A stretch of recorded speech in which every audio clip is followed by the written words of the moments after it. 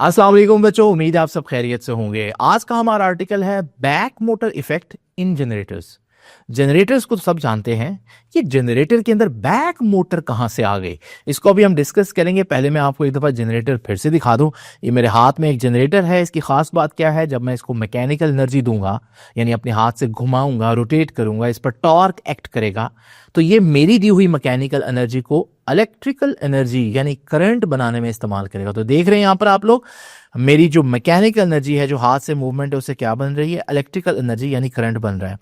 ये जो डिवाइस है जो इलेक्ट्रिकल एनर्जी कंज्यूम करेगी, जनरेटर से जो इलेक्ट्रिकल एनर्जी बन रही है उसको इस्तेमाल करेगी, इसे हम कहते हैं लोड या इलेक्ट्रिकल लोड।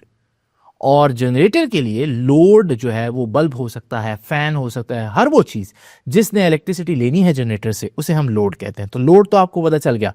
अब एक बहुत ही इंटरेस्टिंग चीज देखते हैं, जरा देखिए। ये मेरे पास वही जनरेटर है, उसके साथ लोड भी कनेक्टेड है, लेकिन सिर्फ एक एंड से। मतलब अभी दूसरे एंड से, दूसरे टर्मिनल को मैंने कनेक्ट नहीं किया। इसका मतलब लोड मौजूद तो है लेकिन अभी वो कनेक्टेड नहीं है। जब कनेक्टेड नहीं होगा तो इसका मतलब अभी वो जनरेटर से कोई करंट नहीं लेगा। तो हम कहेंगे ये इस वक्त सर्किट ओपन है। जनरेटर को मैं घुमा सकता हूं लेकिन करंट नहीं बनेगा, क्योंकि करंट तब बनेगा जब आगे से लोड कनेक्टेड होगा। तो हम क्या करते हैं, जनरेटर को घुमाते हैं और देखते हैं जनरेटर को घुमाना कितना आसान है। तो मैं क्या करता हूं, मैं इसको पुश करता हूं, मैं देखता हूं मैंने एक दफा पुश किया, वो दो तीन दफा घूमा है, मतलब घूमना इस वक्त बड़ा आसान है। जनरेटर का कॉइल जो है वो बिल्कुल भी रेजिस्ट नहीं कर रहा, बड़ा स्मूथली रन कर रहा है। एक दफा फिर से देखते हैं, मैं एक दफा पुश करूंगा और आप देख रहे हैं कि वो बड़े आराम से घूमा है। लेकिन ट्विस्ट यहां यह है कि जैसे ही मैं इस लोड को कनेक्ट करूंगा तो फिर देखते हैं क्या होता है। लीजिए, मैंने लोड को कनेक्ट कर दिया। अब जब ये घूमेगा तो करंट बनना है। तो अब जरा देखिएगा, मैं उसी तरह से पुश करता हूं, लेकिन ये क्या, अब ये फौरन ही रुक जाता है। देखा आप लोगों ने?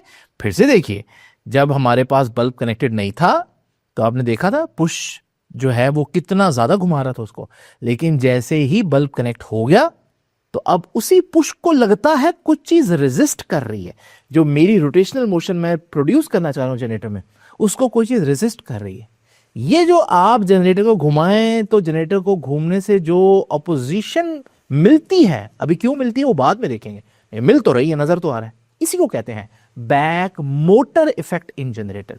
ऐसा लगता है जैसे मैं इसको घुमाने के लिए एक टॉर्क अप्लाई कर रहा हूं, लेकिन मेरे टॉर्क को रोकने के लिए एक ऑपोजिट टॉर्क प्रोड्यूस हो रहा है। भाई टॉर्क तो टॉर्क ही कैंसिल करता है। तो इसे हम कहते हैं बैक मोटर इफेक्ट। लेकिन मोटर का वर्ड क्यों यूज किया, ये हम देखते हैं। सबसे पहले ये दो बातें आपके नोट्स में ऐड करते हैं कि लोड क्या होता है और बैक मोटर इफेक्ट क्या होता है। तो सबसे पहले देखिए, लोड क्या होता है। वो डिवाइसेस जो सर्किट में लगी होती हैं और कंज्यूम करेंगी इलेक्ट्रिकल एनर्जी, उन्हें हम कहते हैं लोड। ठीक है, जब हम कहते हैं ना लोड बड़ा है, इसका क्या मतलब है, वो ज्यादा करंट लेगा, मतलब उसकी रेजिस्टेंस कम है। तो याद रखिएगा, उसको जनरेटर को ज्यादा करंट देना पड़ेगा। ठीक है, अच्छा। उसके बाद देखिए बैक मोटर इफेक्ट क्या है। मैंने आपको बताया कि जब आप रोटेशनल मोशन क्वाइल में इंट्रोड्यूस करने की कोशिश करें, घुमाने की कोशिश करें, तो क्या हो रहा है, जो मैग्नेटिक फील्ड है वो अपोज कर रहा है उस मोशन को। इसे हम बोलते हैं बैक मोटर इफेक्ट। एक बात तो आप लोगों ने देखी, बैक मोटर इफेक्ट तब नहीं था जब लोड कनेक्टेड नहीं था। यानी इसका ताल्लुक जो है इस बात से है कि जब जनरेटर ने करंट बनाना है तब कोई रेजिस्टेंस आ जाती है। तो अब हम देखते हैं ये बैक मोटर इफेक्ट क्या होता है। लेकिन असल सवाल यह है कि इसको मैंने मोटर का लफ्ज क्यों यूज किया जबकि ये जनरेटर है। आपको याद है मैंने आपको बताया था कि torque on a current carrying coil, याद है, ये हम लोगों ने चैप्टर 14 में पढ़ा था। तो ये मेरे पास एक कॉइल है, मैंने इसको मैग्नेटिक फील्ड के अंदर रखा हुआ है। देख रहे हैं आप लोग, नॉर्थ से साउथ यहां मैग्नेटिक फील्ड भी है, तो कॉइल भी है, मैग्नेटिक फील्ड भी है। मैं कॉइल में से करंट पास करता हूं, जरा देखते हैं क्या होता है। जैसे ही मैं कॉइल को करंट दूंगा तो अब ये कॉइल नहीं है, अब ये एक करंट कैरिंग कॉइल है। ठीक है, क्या है ये, करंट कैरिंग कॉइल, सी मैं लिख देता हूं। ठीक है, करंट कैरिंग कॉइल कहां पड़ा है, मैग्नेटिक फील्ड के अंदर पड़ा है, एमएफ मैग्नेटिक फील्ड। तो हुआ क्या, उस पर एक टॉर्क एक्ट किया और उस टॉर्क की वजह से वो रोटेट होना शुरू हो गया। इस पूरे प्रोसेस को हम कहते हैं मोटर। यानी जब आपके पास एक करंट कैरिंग कॉइल हो, मैग्नेटिक फील्ड के अंदर पड़ा हो और उसमें से करंट पास करे तो वो घूमना शुरू कर देता है, उस पर एक टॉर्क एक्ट करता है। कब? जब सिर्फ कॉइल हो, नहीं, जब कॉइल हो और उसके अंदर करंट हो और वो मैग्नेटिक फील्ड के अंदर पड़ा हो, ये तीनों चीजें, फिर हमारे पास टॉर्क बनता है। इसे क्या बोलते हैं? मोटर। मोटर एक्चुअली में अभी हम लोगों ने आगे जाकर पढ़नी है, ठीक है। तो ये है मोटर। अब हम लोग मोटर तो नहीं पढ़ रहे, हम तो जनरेटर पढ़ रहे हैं। तो चलिए, जनरेटर भी कुछ ऐसा ही होता है। कल के लेक्चर में मैं बताऊंगा कि जनरेटर और मोटर की कंस्ट्रक्शन सिमिलर होती है। अब आप इसको जनरेटर समझें। हम इसको तो जनरेटर तब मानेंगे जब हम इसको रोटेट करेंगे, हम इसको मैकेनिकल एनर्जी देंगे और ये मैकेनिकल एनर्जी से इलेक्ट्रिकल एनर्जी प्रोवाइड करेगी। तो देखिए, हम इसको घुमाते हैं और गैल्वानो बता रहा है कि कुछ करंट बन रहा है, मतलब इलेक्ट्रिकल एनर्जी बन रही है। अब जरा गौर कीजिएगा, ये कॉइल है, ठीक है। अब जब ये जनरेटर का कॉइल है तो ये घूम रहा है, मतलब गैल्वानो बता रहा है कि करंट बन रहा है, तो ये कॉइल नहीं है, ये करंट कैरिंग कॉइल है। और करंट कैरिंग कॉइल कहां पड़ा है? ये देखे, मैग्नेटिक फील्ड नॉर्थ और साउथ के दरमियान में पड़ा है। तो करंट कैरिंग कॉइल पड़ा हुआ है मैग्नेटिक फील्ड के अंदर। और जब current carrying coil magnetic field के अंदर पड़ा हो तो उस पर क्या लगता है? टॉर्क। यही बात अभी बताई ना। आप कहेंगे कि सर टॉर्क तो हम अप्लाई कर रहे हैं, यही तो बात है। यानी एक टॉर्क हम दे रहे हैं उसको, हम घुमा रहे हैं उसको, देख रहे हैं ना, पीछे मेरा हाथ आ रहा है बार बार। ये वो टॉर्क है जो मैं अप्लाई करूं, क्योंकि जनरेटर को घुमाना है, मुझे उसको एनर्जी देनी है, मुझे इसको मैकेनिकल एनर्जी टॉर्क की फॉर्म में दूंगा मैं। लेकिन प्रॉब्लम ये होता है कि जैसे ही वो हरकत में आता है, उसमें करंट बहना शुरू कर देता है, तो वो करंट कैरिंग कॉइल बन जाता है। और करंट कैरिंग कॉइल जब मैग्नेटिक फील्ड के अंदर पड़ा तो एक टॉर्क बनता है। ये जो टॉर्क बन रहा है, ये तो वही टॉर्क है जो मोटर में बना था करंट कैरिंग कॉइल की वजह से, है ना। इसीलिए हम कह रहे हैं कि भाई हम एक टॉर्क अप्लाई कर रहे हैं और जैसे ही हम टॉर्क अप्लाई करते हैं करंट बनना शुरू होता है। तो करंट बनने की वजह से एक और टॉर्क, जो कि मोटर वाला टॉर्क है, वो हमारी जनरेटर के अंदर बन जाता है। और मजे की बात है कि वो हमारे जनरेटर को जो हम टॉर्क दे रहे हैं, उसको घुमा रहे हैं, उसके बिल्कुल ऑपोजिट बनता है। इसीलिए इसे कहते हैं back motor effect in generator. यानी जनरेटर है असल में, लेकिन जैसे ही करंट बनता है तो एक बैक मोटर उसके अंदर बन जाती है और वो हमारे टॉर्क के ऑपोजिट एक टॉर्क जनरेट करना शुरू कर देती है। और यही वजह है कि हमें मुश्किल होता है जनरेटर को रोटेट करना, क्योंकि जनरेटर को रोटेट करना वैसे आसान है, लेकिन जैसे ही करंट बनता है तो अंदर बैक मोटर एक बन जाती है और वो हमारे टॉर्क को अपोज करती है। ठीक है जी। तो आपने देखा कि बैक मोटर इफेक्ट क्या हुआ जनरेटर के अंदर। तो देखिए जी क्या हुआ, जैसे ही हमने लोड को कनेक्ट किया था, जैसे बल्ब वगैरह कनेक्ट किया, क्या होता है? करंट बनना शुरू हो जाता है जनरेटर में। जब करंट बनता है तो अब वो करंट कैरिंग कॉइल बन गया, जैसे मोटर में करंट कैरिंग कॉइल होता है ना। और करंट कैरिंग कॉइल जब मैग्नेटिक फील्ड के अंदर होता है तो उस पर फोर्स लगती है, टॉर्क लगता है, और वो टॉर्क इक्वल है, और वो टॉर्क हमारे टॉर्क या हमारी फोर्सेस के बिल्कुल ऑपोजिट होगा। जो हम जनरेटर को घुमा रहे हैं उसके बिल्कुल ऑपोजिट एक टॉर्क जनरेट हो जाएगा। इसे हम बोलते हैं बैक मोटर इफेक्ट। ठीक है, इसे हम क्या बोलते हैं? ये जो काउंटर टॉर्क प्रोड्यूस हो गया, हमारे टॉर्क के बिल्कुल ऑपोजिट एक टॉर्क बन गया है, इसे हम बोलते हैं बैक मोटर इफेक्ट। क्लियर हो गया जी? अच्छा, अब ये बैक मोटर इफेक्ट है ना, मतलब उस है तो मोटर ही है उसके अंदर, जनरेटर के अंदर बन रही, तो इसका सारा कॉन्सेप्ट वही होगा जो मोटर का होता है। अब हम लोगों ने जब पढ़ा था torque on a current carrying coil, तो वहां मैंने आपको एक्सपेरिमेंट करवाया था। मैंने आपको बताया था जो टॉर्क होता है किसी भी कॉइल में, वो बीना कॉज अल्फा के बराबर होता है ना। करंट कैरिंग कॉइल जब मैग्नेटिक फील्ड के अंदर पड़ा तो उस पर इतना टॉर्क बनता है। अच्छा, पूरी बीना को जरा छोड़ देते हैं, हम इस फैक्टर को देखते हैं। यानी जो टॉर्क है मोटर का वो करंट पर डिपेंड करता है। तो इसका मतलब अगर मैं इस मोटर को कम करंट दूं तो कम टॉर्क एक्ट करेगा इस पर। तो जरा देखते हैं, थोड़ा सा करंट देते हैं इसको, तो आप देख रहे हैं कि मोटर में टॉर्क प्रोड्यूस हुआ है, टॉर्क एक्ट कर रहा है, लेकिन इतना ज्यादा नहीं। तो मैं क्या करता हूं, अब मैं करंट बढ़ा देता हूं। आप कॉइल को देखिएगा, देखिए कॉइल अब कितना तेजी से एक्सेलरेट कर रहा है ना। इसका मतलब टॉर्क क्या हो गया? ज्यादा हो गया। इसका मतलब क्लियर है कि टॉर्क जो है मोटर के अंदर जो टॉर्क होता है वो करंट पर डिपेंड करता है। तो आज हम भी तो बैक मोटर ही पढ़ रहे हैं ना जनरेटर के अंदर। तो जो बैक मोटर प्रोड्यूस हो रहा है, बैक मोटर इफेक्ट जनरेटर के अंदर, वो भी करंट पर डिपेंड करेगा, क्योंकि वो करंट की वजह से है। तो याद रखिएगा ये बात जल्दी से कि जो बैक मोटर इफेक्ट होता है ये किस पर डिपेंड करेगा? ये डिपेंड करेगा अमाउंट ऑफ करंट पर। आप जितना ज्यादा करंट जनरेटर से लेंगे उतना ज्यादा बैक मोटर इफेक्ट आ जाएगा, उतना आपको घुमाना मुश्किल हो जाएगा। ठीक है, तो अब हम 2-3 केसेस डिस्कस करते हैं और बड़े सिंपल से बड़े मजे के केसेस हैं। देखिए इस वक्त मैंने सर्किट को ओपन किया, देखिए ये वही वाला केस है जो सबसे पहले मैंने आज लेक्चर में दिखाया था।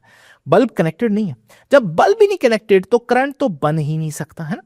करंट जीरो होगा तो टॉर्क जो बैक मोटर इफेक्ट है वो भी जीरो होगा, क्योंकि वो करंट पर डिपेंड करता है। अभी हमने देखा, तो अगर करंट नहीं बनेगा तो फिर आप देखें मैं इस पे टॉर्क अप्लाई करता हूं, देखें मेरे टॉर्क से वो कितना ज्यादा रोटेट कर रहा है। इसका मतलब मेरे टॉर्क को रोकने वाला torque, counter torque, back motor effect ना होने के बराबर है। क्यों नहीं है? क्योंकि करंट नहीं है। करंट नहीं है तो टॉर्क नहीं होगा, वही टॉर्क ही तो बैक मोटर इफेक्ट है। तो आपने देखा बड़े आराम से चला। अच्छा, इसको कंटिन्यूसली भी मूव कर सकते हैं। ये तो मैंने एक पुश किया ना यहाँ पर एक दफा, तो मैं क्या करता हूँ कंटिन्यूसली मूव करता हूँ। आप देखेंगे बड़े आराम से मूव कर रहा है, कोई इश्यू ही नहीं है। देख रहे हैं आप लोग? तो इसका मतलब अगर सर्किट ओपन है, लोड ही कनेक्टेड नहीं है, तो करंट जीरो होगा। करंट जीरो होगा तो back motor effect, counter torque zero होगा, क्योंकि वो करंट पर डिपेंड करता है। लीजिए ये पहला केस है हमारा। तो अगर कोई कनेक्ट ही नहीं है लोड, मतलब सर्किट ही ओपन है, तो जब नो लोड मतलब ओपन सर्किट, मतलब generator is not supplying any current, मतलब अभी करंट है ही नहीं, तो इसका मतलब back motor effect will be negligible, ना होने के बराबर होगा।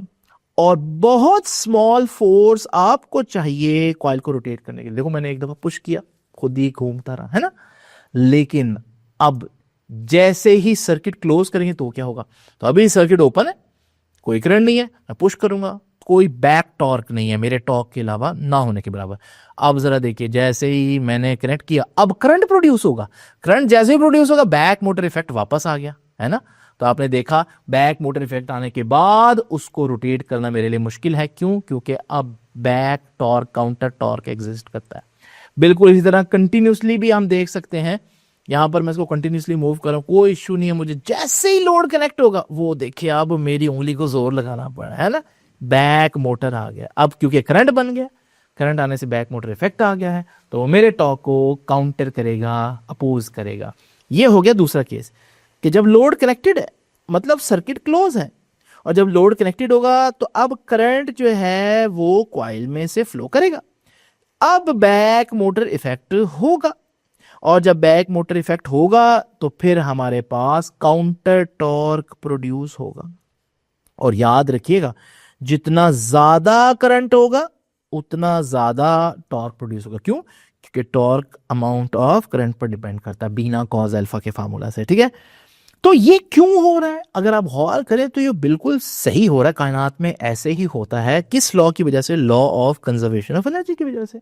Law of conservation of energy कहता है आप मुफ्त में एनर्जी नहीं मिल सकती। यानी अगर आप जनरेटर से इलेक्ट्रिकल एनर्जी ले रहे हैं, करंट ले रहे हैं, तो फिर आपको एनर्जी बहुत ज्यादा चाहिए।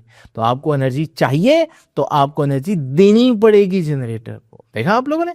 तो ये law of conservation of energy के साथ बिल्कुल एग्रीमेंट में आता है। यही हम लोगों ने पढ़ा, ऐसा ही होता है।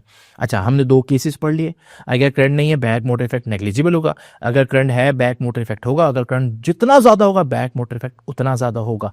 तो अगर एक लिमिट ऐसी आएगी जहां पर इतना ज्यादा हो जाएगा बैक मोटर इफेक्ट कि फिर जनरेटर का रोटेट करना पॉसिबल ही नहीं होगा। तो मैं आपको ये सिचुएशन दिखाता हूं। इसे कहते हैं ओवरलोड कर देना, इतना लोड डाल देना जितना जनरेटर दे नहीं सकता करंट। तो हम इस वीडियो में से समझते हैं। तो एक साहब हैं और ये इन्होंने बहुत से फिलामेंट बल्ब्स जो हैं वो इस जनरेटर के साथ कनेक्ट किए। आप देखिएगा वो पहले एक बल्ब ऑन करेंगे, जनरेटर जो है वो हल्का सा स्लो हुआ क्योंकि इस करंट की वजह से एक बैक मोटर इफेक्ट आएगा। अब जितना ज्यादा करंट लेंगे उतना बैक मोटर इफेक्ट ज्यादा होगा। तो अब देखें एक और बल्ब ऑन किया, वो देखें और ज्यादा वो स्लो हो जाएगा। अब एक लिमिट आएगी तो यहां पर जनरेटर ओवरलोड हो जाएगा। ये देखिए, अब जनरेटर को आपने गौर से देखना है, वो देखिए जनरेटर फाइनली बंद हो जाएगा। इसे कहते हैं आपने जनरेटर को क्या कर दिया? ओवरलोड कर दिया। तो आपने इतना करंट लिया कि उससे बैक मोटर इफेक्ट इतना ज्यादा हो गया कि जनरेटर के लिए कॉइल को रोटेट करना पॉसिबल नहीं रहा, वो बंद हो जाएगा। लीजिए ये है केस नंबर 3। केस नंबर 3 क्या है? व्हेन जनरेटर इज ओवरलोडेड, बहुत ज्यादा करंट लेंगे तो load is beyond a certain limit, तो क्या होगा, करंट बिकम्स वेरी हाई, बहुत करंट ले रहे हैं आप जनरेटर से, तो ज्यादा करंट होगा तो बैक मोटर इफेक्ट भी बहुत ज्यादा होगा and it becomes impossible to rotate the coil and generator stops, shut down हो जाए, बंद हो जाएगा। ठीक है, तो उम्मीद है बैक मोटर इफेक्ट आपको समझ में आएगा। आपसे इंशाल्लाह मुलाकात होगी नेक्स्ट लेक्चर में, तब तक के लिए अल्लाह हाफिज।